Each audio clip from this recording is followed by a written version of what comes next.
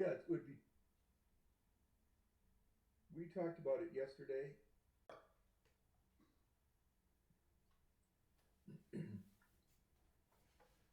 So we are here on May Day. We got Purple Politics, May 1st. We are reporting live from the Heartland. Main reason we're coming into the Heartland is we got some big topics in the political world that have a great effect and impact on what's going on in Middle America right now. And so that's why we bring in our on the street correspondent. Always has he's on the beat in the story in the Heartland, and we got my dad on the line today. Hey, good to see you, LJ.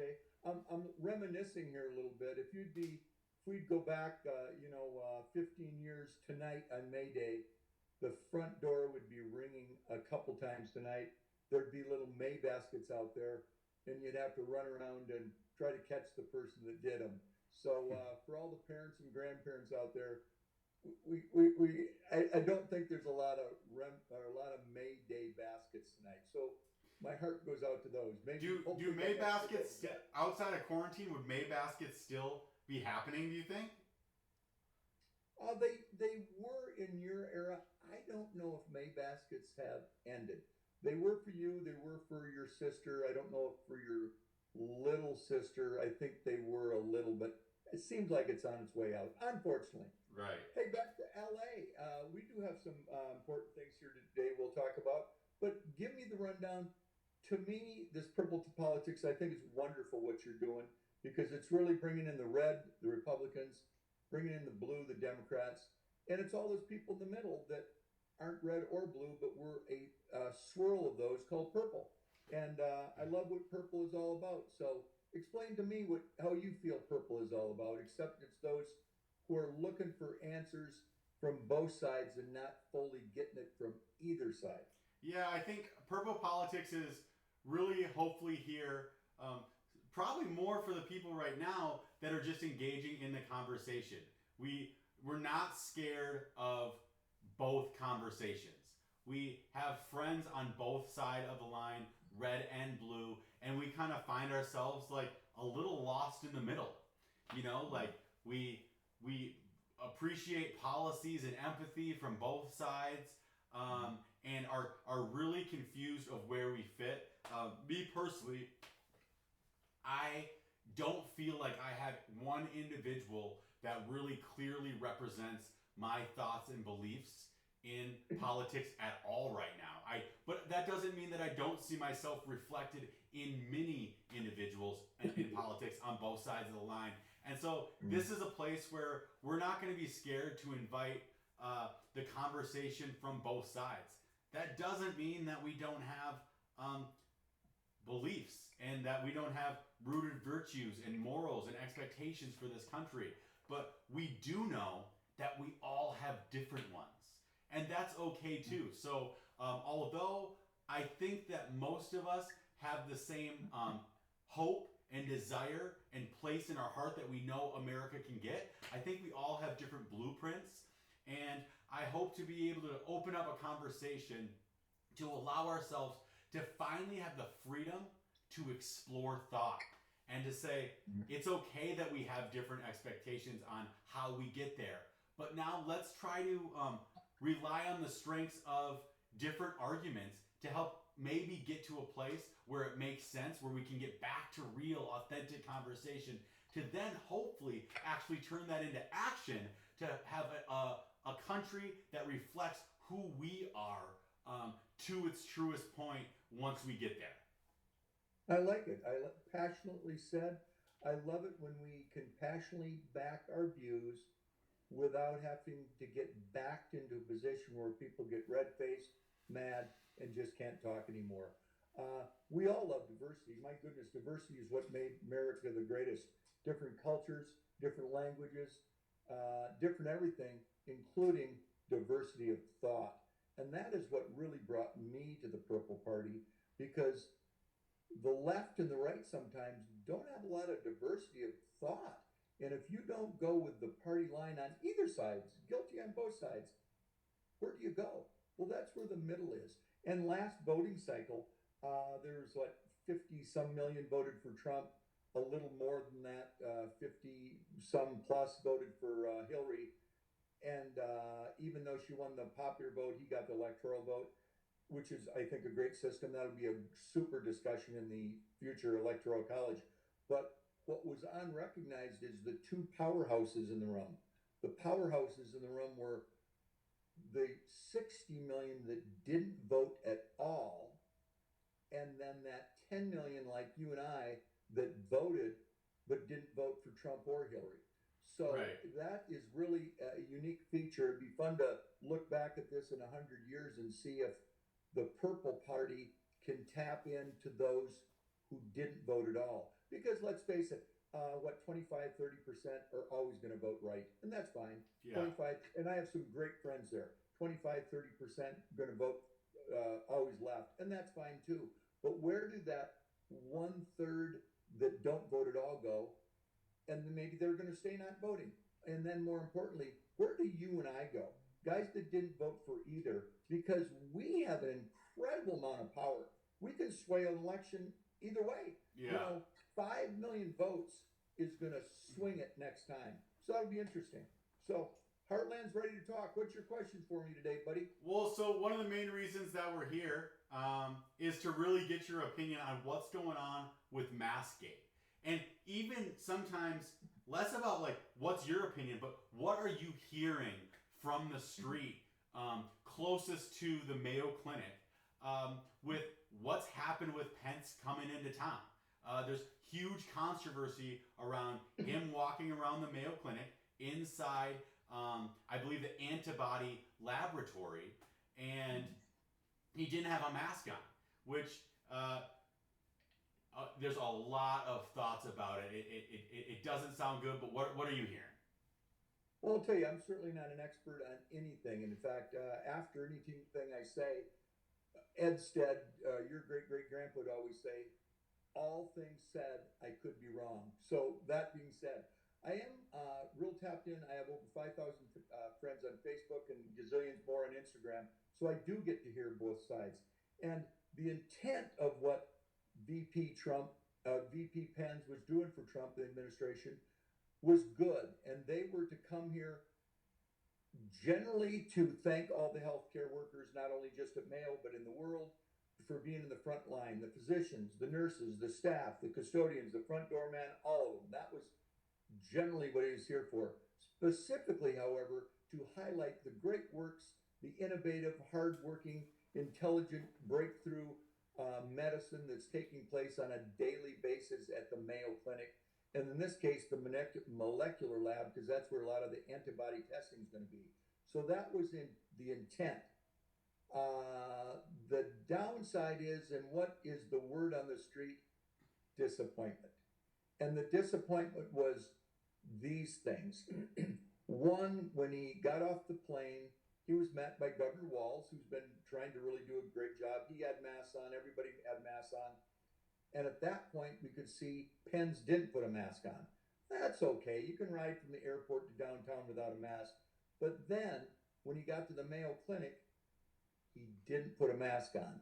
And then the big blow up was where he has the photo op. The photo op. You never know what the photo op is. I think PR people are always trying to brainstorm which is the big photo op. You never really know. Well, this is the picture that everybody remembers. And you have Pence in the middle with no mask on, the CEO of Mayo to the left of him with a mask on, the head of the molecular lab to the right with a mask on, and even the patient in the room with a mask on. And you could see people in the background with masks on. I think Walz was there. Yeah. And Pence didn't have it on. So that was an affront to many people. One, the public in general. It's like, hey, Pence, what the heck? You're not royalty. Get the mask on. So Right. shame on Pence. Steads are big into football analogies, faith, family, friends, football, and God bless America.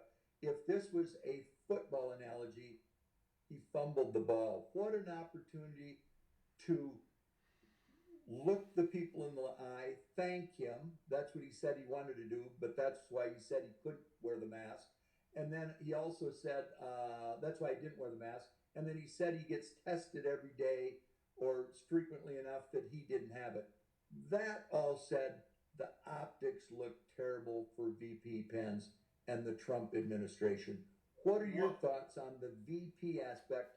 And then we'll come back to the Mayo aspect, because VP and Trump in the media, in Facebook and Heartland, were really disappointed. Some toxically mad, some blown up. Oh, I knew it.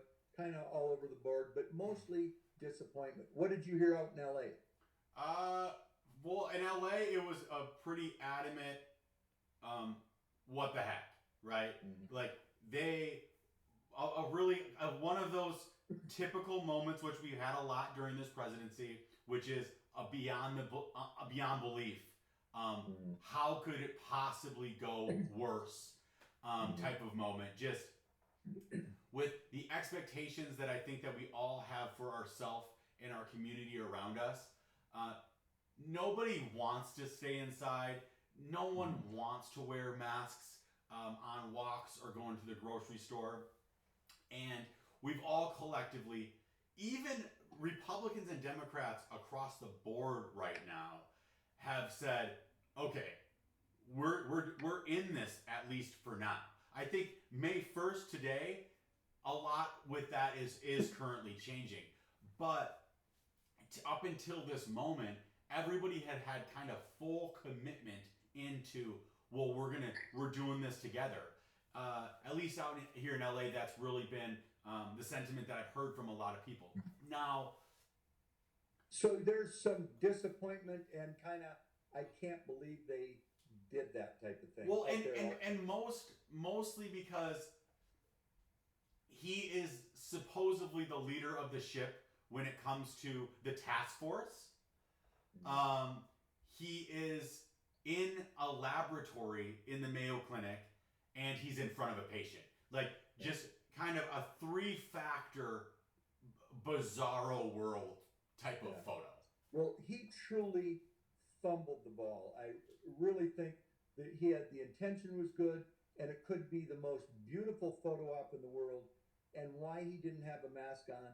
And even those immediately around him, his PR people say, you got to have a mask on. Then the next level down of disappointment was, what happened with Mayo? Here you have the CEO up there with a mask on, the head of the lab with a mask on. And I would hope somebody called him out on it earlier, VP. You got to have the mask on. But to the public, they didn't get a mask on. Yeah. And that absolutely would not happen with anybody else. You just don't go tripping around Mayo Clinic. If you're a physician, consultant, nurse, drawn blood, custodian, doorman, janitor, everybody has a mask on. No question asked. And if you don't, you're probably out the door. Yeah. So to not have the hierarchy at Mayo insist that, guess what, VP, you are the VP. You don't get in here without a mask on. So it was disappointing from the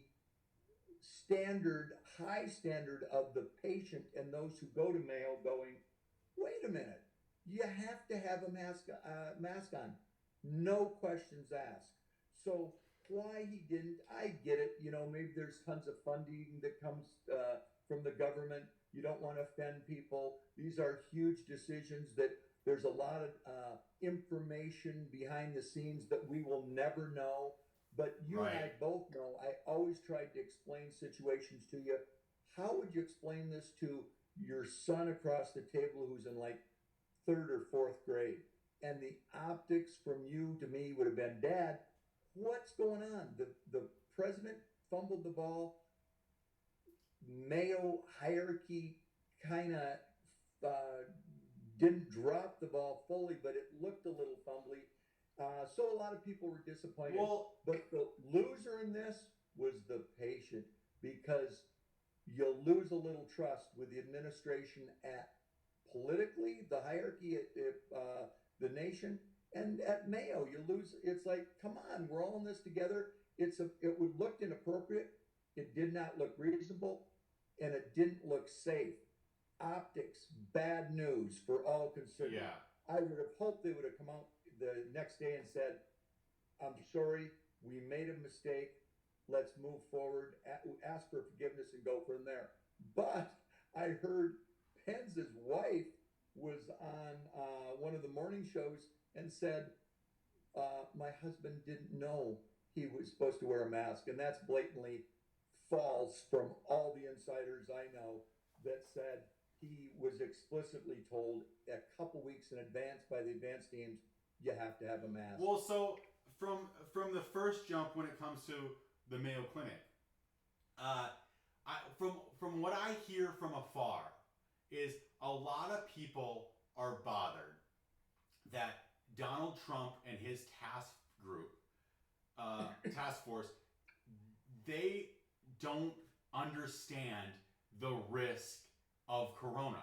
They seem to not understand the severity level of this virus the same way that the scientific community is laying it out. And with this moment, I go, well, how would they understand the severity if they aren't checked? So Mayo Clinic had a great opportunity to step up and say, look, the scientific community has a clear understanding that there's different things that it takes to mitigate the risk. And the mask is one of those elements. It's not the only element that mitigates the risk. And we're taking all steps to make sure that we put people in the safest position possible. So if the medical community in front of Pence himself doesn't check him, how would we expect the president to stand up on a podium and have a clarity of the expectations that the medical community is supposedly handing out to him? Because from my point of view, seeing this, I go, the medical community obviously isn't laying any of these things out to them. At least not to a way that is reflecting enough to make them put the mask on. They should have put a strong posture in place to say, if you walk through this door, you need to put a mask on. Why? Because we are leading the charge in order to combat this virus in every way possible. And I don't care of what level the mask is as far as disrupting the transfer and transmittance of this virus, but it is a factor. And so we are taking all factors in place, at least while you're inside our building, inside our laboratory. Every single way that we can potentially mitigate this, we're going to take those steps. Well, it was just so disappointing for all watching, and I hate the word optics, but optics is the appropriate word. It didn't look good. And to put context to what we're talking about, because hopefully our heirs down the line at 50, 100, 200 years might look at this and go, what was the seriousness of this? This is a huge, big, brutal deal. I think today we passed 61,000 deaths. In 2 months, we're just past 40-some days. When was the first case in America? I think Seattle region, maybe January 12th or something. Yeah, it wiped out the nursing home early. Yeah, the president stopped travel from China January 31st. Lockdown in Minnesota, I think, started the 17th. So in the last 3 months, it's like, whoa, we are really in kind of quagmire. We're in quicksand. We don't know what's going on. So we're reaching for clarity, and the federal government's not giving us clarity if you don't have the mask on. You're saying we have to wear it, but then also Mayo at that time didn't. So yeah, the feeling of sentiment is disappointment, because we don't want to take away from the clarity of the message that Mayo is doing unbelievably wonderful things, and they're going to get us out of this. So the summary for me is shame on both, because it was inappropriate, not responsible, and safety is the biggest factor. But I will also give everybody a pass. But let's try to, it's not where we're at, it's where we're going. And it would be really nice if somebody came out and said, we made a mistake. Going forward, I can guarantee when anybody comes into the Mayo, they will have a mask on, just like we expect you to. And I did see where Pence wasn't the next day, he was somewhere. He and was had a at mask he was on. at GM with a mask Yeah. on, Yeah. and So maybe they're learning a little bit. In their defense, on the fly, this is all new ground. It's like Columbus leaving Europe, coming over here on the Santa Maria. They kind of knew the general direction we want to get, safety, but there's going to be a lot of tacting along the way, a lot of grandstand quarterbacking. So both sides gets a pass, but let's hope they improve on it. yeah, It had to be a PR nightmare for Pens. I hope it was a PR nightmare, and I hope it was a PR nightmare for Mayo too, and that they have to improve. yeah. Hey, we're humans. You've got to do a better job. That said, all being said, I could be wrong.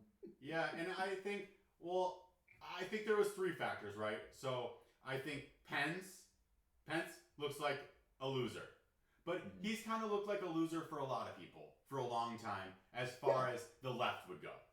Absolutely. Now, one thing that I really struggle with is being a person who's more conservative out here. Although I did not vote for Trump, I still always have to back Middle America. And a lot of what I hear from people on the left out here in regards to Middle America is they're always saying things like, Middle America blindly follows Donald Trump. And, Not at all. and they will just do as he says. And unfortunately, during this moment, Mayo Clinic reinforced those thoughts towards where I'm from. And that really, it hurts my ability to be able to fight for what I think is an incredibly intelligent and free thinking, diverse, and extremely unique culture, what is the Midwest, and even more uniquely, Rochester, Minnesota. So they've really made it more difficult for an individual who's trying to work into people's hearts and trying to help them understand that you can't look at the Midwest as just these random Republicans that just follow people for whatever. The Republicans that I know from the Midwest are great free thinkers. They do have diversity of thought. They are not one-tracked towards Trump. They do not look at him as an idol. They just look at him as this guy with a lot of flaws is leading the country. And some of them, don't get me wrong, some of them like him as much as they like their favorite quarterback. You know, they love him with that type of sentiment. They're on his team. Don't get me wrong with that. They're like, this is our leader, and what he says is what we're currently doing. But that doesn't mean that what he says is ultimately what they are willing to just follow blindly. And unfortunately, Mayo Clinic, which being from Rochester, did a horrible job of helping the whole world realize that they are the leader in medicine that I know them to be. We all know them to be. We're so proud of it out there. And oh my gosh, they are the leaders in everything. If you have anything wrong, come to Mayo Clinic. They are number one in the world for a good reason. Now, I never had an original thought in my life, but I have, I don't know anything, but I have access to a lot of people that know a lot of things. And one of the people on Facebook said, if a picture is worth 1,000 words, in this case, a picture might be worth like 3 to 5 million votes. And if it is, and we see that Trump loses by a few million, that picture may stick in a lot of people's head once they pull the curtain. A lot of people will forgive, but they won't forget. And when they pull the curtain to vote, they're going to go, really? We had to follow these rules, social distancing, masking, and everything. They didn't. Yikes. So that particular person is predicting a Trump loss because the picture's worth 5 million votes. It'll be interesting to see. Yeah, It'll and be interesting to see. I always think it's funny the optics of the situation. Oh, They go on this 3-hour tour of Rochester and the Mayo Clinic, and they're all like they're bumping shoulders. They're 2 inches apart during this whole tour, and then they go in this large boardroom and they all sit 6 feet apart during. because that's what they thought was the photo op. I know, yeah. You never know when the photo op is. You never know it. I saw that too, and I go, "Oh, this is what they thought the photo op is." That's not the picture people remember. They remember the other one. Yeah, and I so feel bad for them. so to end my thought on it, really, another person who we didn't bring up in this is Walz. Walz, a Democratic governor, pretty darn well received in Minnesota.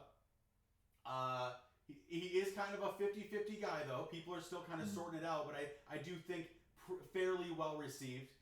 Most people would kind of tip the hat. But he is a Democratic governor that opposes a lot of what Donald Trump has to say and opposes some of his initiative and expectations of how to get out of this COVID crisis.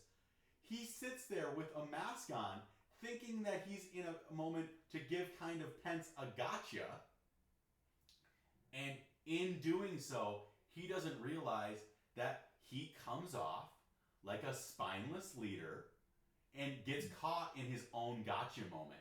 And I just think it's an interesting thing to always remember when you're in moments where you think that you're exposing somebody else, that you might actually be exposing your own truth, which is you don't want to pull punts and say, hey, like you're in Minnesota. Like in Minnesota, I currently have a rule out that you wear a mask. When you're in our hospitals, you wear a mask. Like, I'm sorry, I don't know what you guys are doing there, but you are a conservative vice president, which means you allow governors to set up expectations, rules, and they delegate out the responsibility to set up the parameters of life based on what's uniquely different in each community, which is governors have more power in conservative, in the conservative ideology. And so that's a perfect time to serve that out, which is welcome to my state. When you're here, because you're such a conservative VP, you do as I say. Because that's how we all, as conservatives, would want it to be done. My hunch is there's a lot of information that none of us will ever know. Sure. And the downside of all these things, and I've been in these rooms before, so often it's a committee that makes the decision. Like, let's not wear a mask, or let's not have to have him wear a mask in case he doesn't. And individually at committees, you know in your heart what you're doing right or wrong. But as a committee, you might decide, well, we're going to give him a pass. This is a fumble. This is a fumble. The word of the day was disappointed. Yeah. Not that we can't rally on this because there's so much good work being done by Mayo, and let's move forward. Thank goodness. I think my dad, Loring Sr., would always say, today's front page is tomorrow's toilet paper. So I'm hoping that this moves on to toilet paper pretty soon, because Mayo's doing some great things. Let's Sure. move on from this and give him a pass. We give him a pass. I guess my last thought of Mayo would be, being a person who grew up in Rochester, we love the Mayo Clinic. We put a lot of our pride in how the Mayo Clinic represents our city, because we all put in a lot of energy, regardless of people working at the Mayo Clinic. The whole community feels as if they're contributing to the success of it, and the whole community is.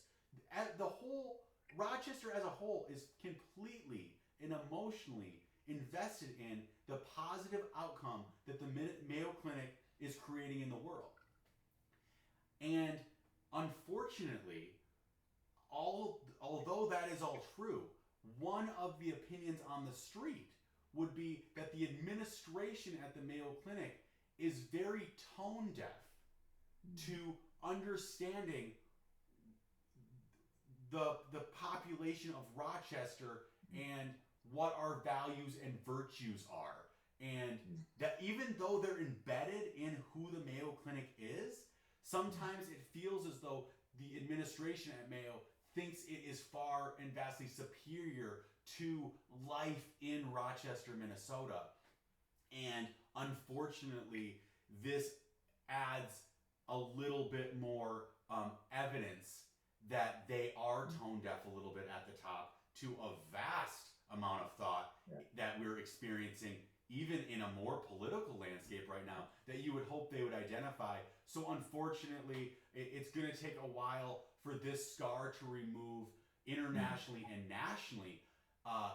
But as far as locally, this is the type of scar that will be remembered for an extremely long period of time.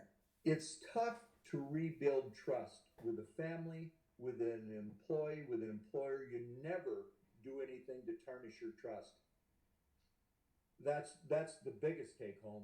But humans are humans, and humans make mistakes. This would be fun if PR and marketing senior class at Penn State or University of Pennsylvania or Minnesota picks this up. I hope in 50 years and uses this as